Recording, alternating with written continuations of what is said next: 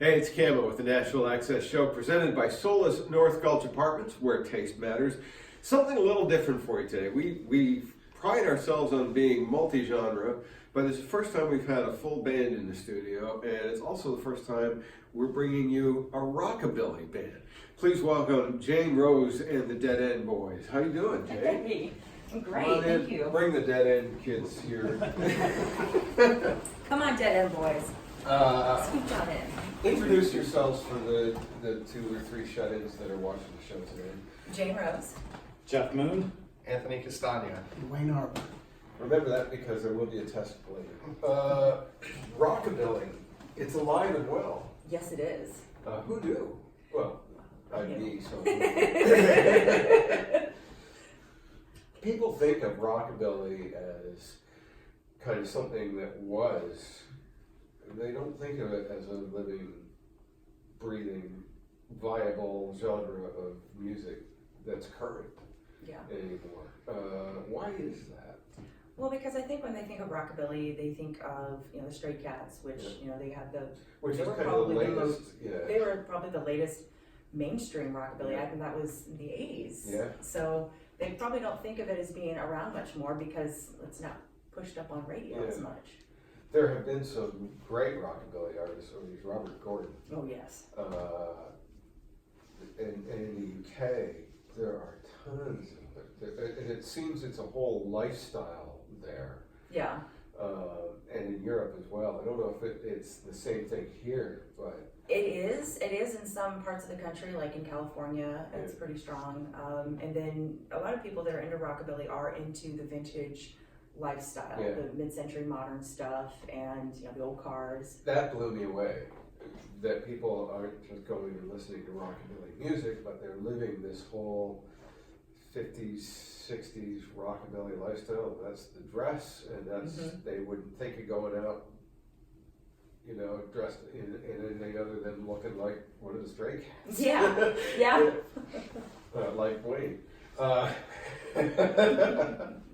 That's really cool, though. How did you find your niche in rockabilly? Well, it was a long road. I started off in folk kind of genre, and then I heard the Stray Cats, and I was like, wow, this is still being played. And this was, when I was a teen.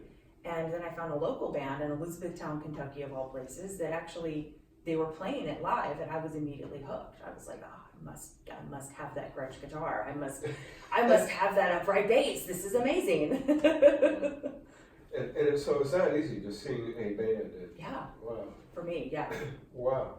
Because it's off the beaten path. It doesn't get radio airplay. It's not known as a commercial genre of music, so to be taken by that and connect with that. What connected you? I grew up listening to a lot of the oldies channels, so I loved the old school rock and roll music. I was an Elvis fan, but I was also pretty big into Carl Perkins and stuff like that, and being able to see it live just moved me. So when I started playing it, I found that I moved on stage so much more than when I did my folk stuff, and it like opened up a piece of me, and I was like, well, this is it then. This is the rockabilly style with a heavy blues influence as well that gives me that soulful feeling that I'm like really being fulfilled with it. That's cool. Is it kind of a character that you become on stage?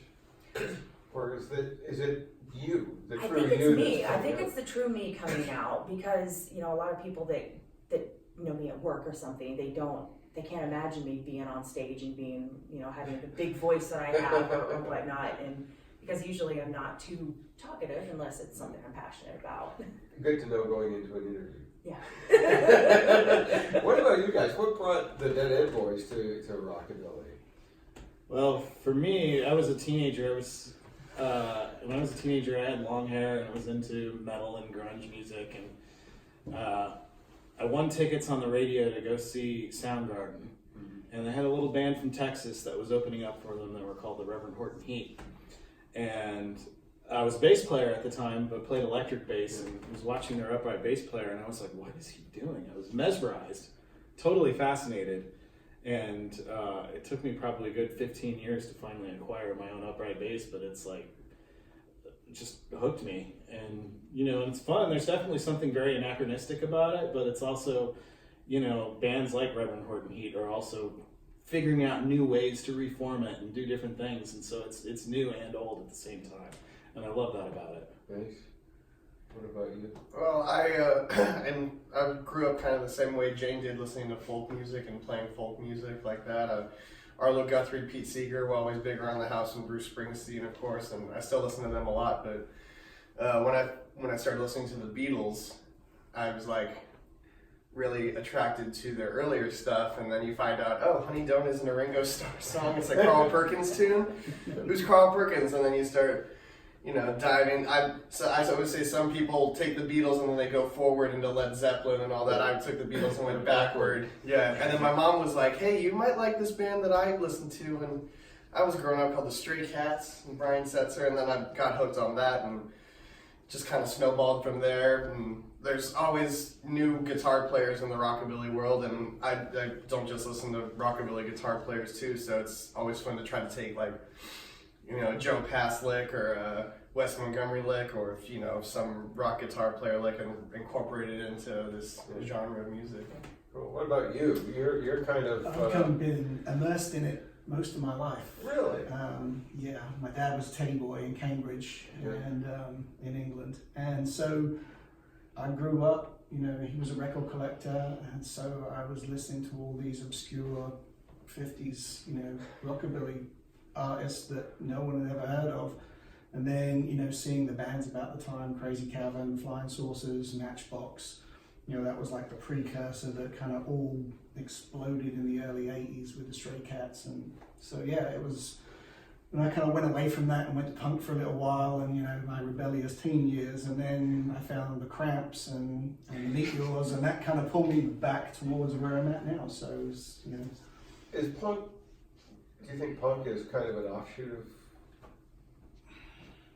I think the energy, the raw feeling of, to me, there's nothing better than standing behind that drum kit and playing and feeling the energy of what the band is creating and what we're projecting. Mm-hmm. And that's the closest I can explain to the energy that you get from a punk band or a rock and roll band, anything. It's intangible, but it's there. It's definitely there. Our UK viewers will know what Teddy Boys are, but yes. People in the US not so much. Right. So Teddy Boys traditionally wore creepers, drainpipe trousers, which I got jeans on, and a draped jacket, which was an Edwardian suit. Teddy Edwardian. So, and they would, there was a whole subculture of that. Well, the Beatles started out kind of as Teddy Yes, Boys. yeah, and it was prevalent in Britain throughout the 50s, 60s, 70s, and it still is today. There's still hardcore Teddy Boys out there, and It's cool to see that sound and lifestyle and attitude in a world that is so overtaken by technology. This is stripped down rock and roll the way it was intended. And do you feel like you're carrying a torch for that sensibility? Yeah, definitely. And it's great to know that I can inspire the younger generation as well. My best friend's daughter, who I claim is my daughter, has grown up in this stuff, and now she's an upright bassist. She fell in love with the upright bass at age 3. She's 14, and she's rocking away now. It's something that, I'm happy to know that I've inspired a younger generation for that. And when I'm on stage and then I meet little girls or whatever, and they tell me that they're inspired by me, and then the next time I see them at a show, they're wearing a poodle skirt, and it's the best thing ever to know that you can keep bringing this to people's lives so that they know that it's still there. Nice. Yeah. There's an upright bass player I've got to introduce you to. His name is Shane Chisholm. I know Shane. with the axe, with the rock grinder. He makes The gas tank. software Yeah. bases out of stuff. Yeah. Yeah. And his most famous one is Tank, that's made out of the gas tank Yes. from a Chevy Astro van. Yeah. He's made one Stanley that's Cup. Stanley Cup. Yeah. He was a hit when the Preds were in the Stanley Cup Oh, yeah. a couple years ago. I was playing with him downtown at That's the actually- Paradise Park before it closed. Yeah, he has been the Canadian Country Music Association's bass player of the year for years, and he moved down to Nashville a couple of years ago and keeps himself pretty busy. He's a great guy. Yeah, he is. That's cool that you know him. It's a small town. We all know each other. There's only a handful of bassists here. So Yeah, exactly. How does Nashville react to rockabilly? Because although almost every genre of music is alive and well and living in Nashville and thriving, you could name country is going to be the top, then probably rock, and then metal. There's a good metal scene here. Where does the rockabilly scene fit in? Are you drawing good crowds? We are drawing good crowds, and we get a good reaction from people. They don't expect it, which is nice because it's got that country feel, but it's got that rock and roll edge to it, which I think kind of satisfies both the rockers and the honky tonkers that want to come out and they want to dance and they want to two-step or they want to swing and jive if they can. And it also seems like a music that's just at the core of it, fun. Oh, it is fun. You don't ever see a whole lot of really sad ballads being done by rockabilly bands. Yeah, really. It's like Steve Martin said, you can never play a sad song on a banjo. That's true. But yeah, you don't hear of too many ballads coming out of a rockabilly band, so it's always upbeat and fun and cool. Yeah. We've talked a bit. Let's give people a hit of what Jane Rose and the Deadend Boys do. You want to go over to the stage Absolutely. here? And we'll play a song, and when I say Yes. me, I mean you. Come on over. This is the complicated part of making the smooth transition from sofa to stage area.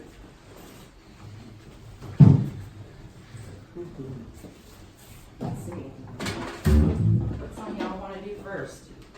That's up to you, Jane. How about Bitten? About Bitten? Yeah. All right. You're watching the Nashville Access Show with Camo, and my guests today are Jane Rose and the Deadend Boys.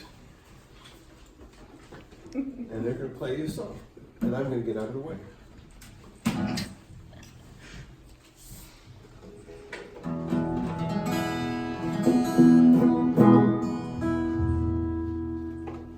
You all ready?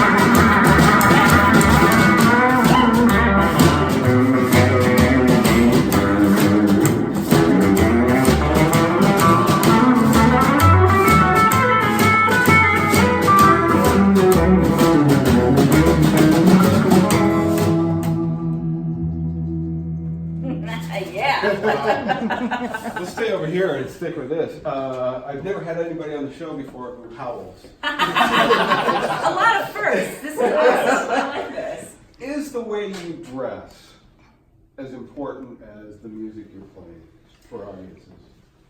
For audiences, I think it all kind of goes hand in hand. You know what I mean? If you've got the look and the style and you got the music, it's like, wow, you know? Yeah, because I mean, when you talk about the Stray Cats, they always had that look, and it was kind of because it was the '80s, it was a little bit exaggerated and bigger, and the shoulder pads were. It was very fashionable. Yeah. Sure, absolutely. But people like that are keeping the music alive by the way they dress and the staging and everything. Oh, yeah. And Brian Setzer's still out there with his Oh, whole he's amazing. We're going to go see him. We're so excited. Band trip to go see him. The Stray Cats just played in New York. But I didn't know they were still. Well, they just reunited for did the they? first time in I don't know, years, many years, and they released an album. We're promoting the Stray Cat. This is a Stray Cats podcast. Let's talk about I think it's all about the music, and that's a band that people, you can say Stray Cats, oh, okay, I get it. Yeah. You know, you say Robert Gordon, only really people that know Rockabilly Yeah. are going to get Only the cool people know Robert Gordon. That makes me cool, because I don't. Yes.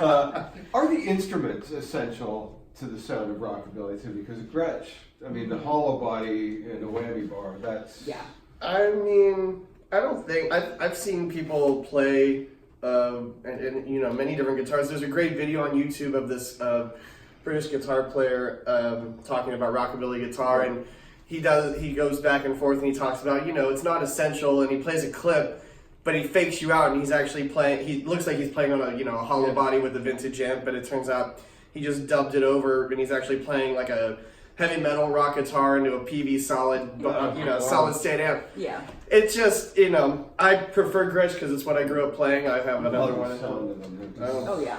And I mean, you can play rockabilly on anything, and But does it work?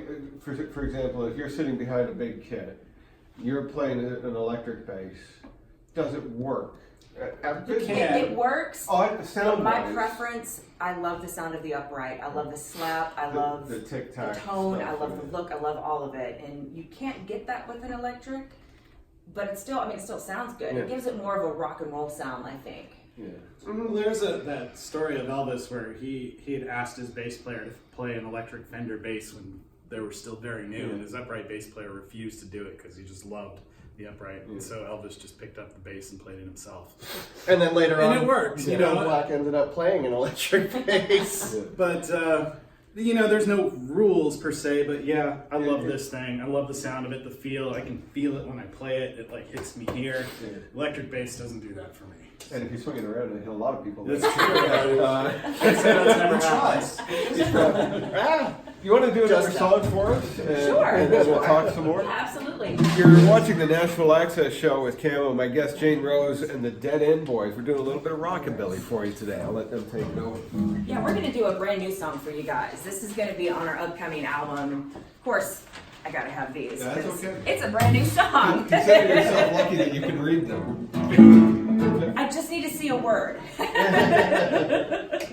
right, this one's called Mopar Car. 1, 2, 1, 2, 3, 4.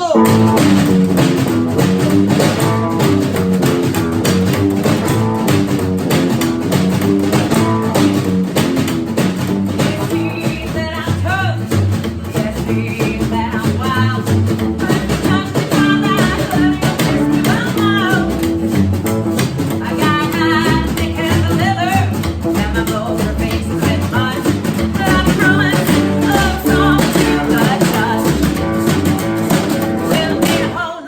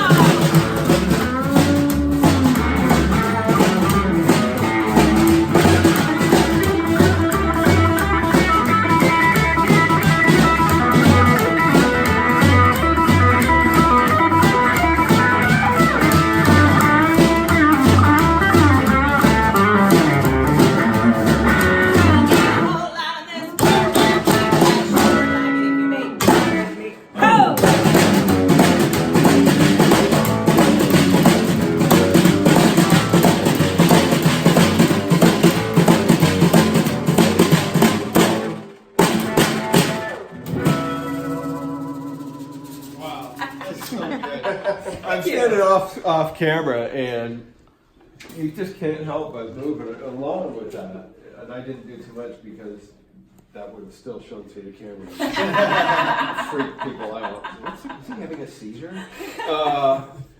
How busy do you guys keep?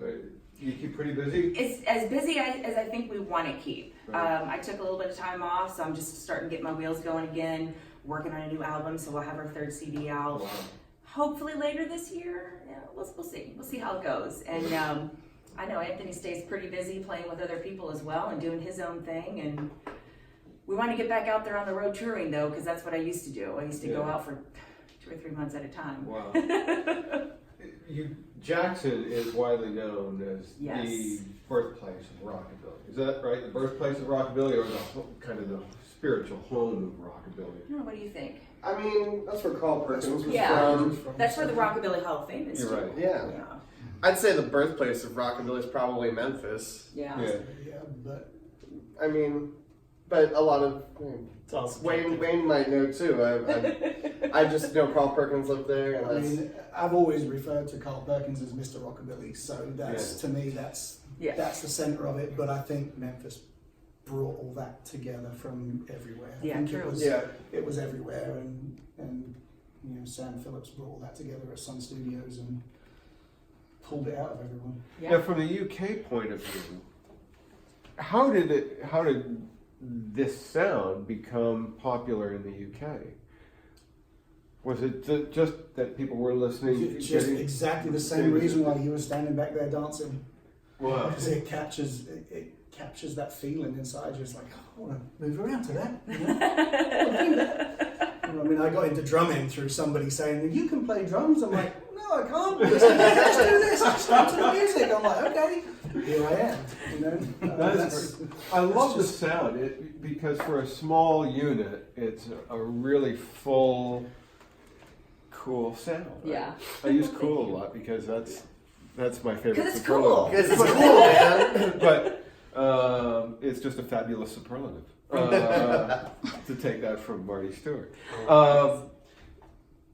It is such a great sound you guys have together. Thank you. It's Very much. really rich and it's really full and it's fun. Yes, it is. Thank you. I appreciate it. So do you are you doing a lot of things around town? Where can people catch you in Nashville if they're coming to town? We usually play Drifters Barbecue every Friday night. That's in 5 Points, unless it's raining or like this Friday night. I think it's a Tomato Fest, so we're not going to play that because they have a huge stage going on. So Drifters, if it's not raining, you know, we also play the Spring Water Supper Club, and check our website because that's where I try to keep everything updated on there. Cool. Yeah. Jane Rose and the Deadend Boys? Jane Rose and the Deadend Boys is the name of the band. Right. JaneRoseMusic.com is the website. Right. And if they search Jane Rose on Facebook, they'll find me. And you have, what's that? So we got some shows in the Black Rabbit Oh yeah, the Black Rabbit this month as well. on Also. Saturdays and some Thursdays. Yeah. So check out that, and if you're coming over from the UK, make sure you try and include these guys in one of your visits, Yeah. or Yeah. wherever you're coming Or from. bring us to the UK. Yes. That's worth too. They used to have a big Americana festival in Newark, and huge rockabilly section and stage. It was amazing. I don't think that festival exists anymore. I'm not sure if the Americana's still going. There's Yeah. still plenty of Plenty of things plenty of to do. weekenders Oh, yeah. that happen over there. I'm really glad that you guys came in today, and Thank you. you've got some CDs out that people can get. Yes, we have 2 Excellent. albums out right now and a 45. Sweet. We'll make sure we get some of the music put up on our playlist on Spotify, so check that out. Thanks for coming. Thank you for having really- us. You want to play us out? Yeah, we totally can. Sweet. We'll do something a little different. Thanks for watching the Nashville Access Show with Camo, presented by Solis North Gulch Apartments. Make sure you catch me every Saturday afternoon from 3 to 7 on Hippie Radio 94.5 FM here in Nashville. Across the UK, Sundays at midday following the Bobby Bones Show on Chris Country, and every Thursday morning in Tamworth, Australia, 88.9 FM with Jody Crosby and John Wolfe. Jane Rose and the Deadend Boys going to play us out. We'll see you next time. Long gone, baby, long gone. Long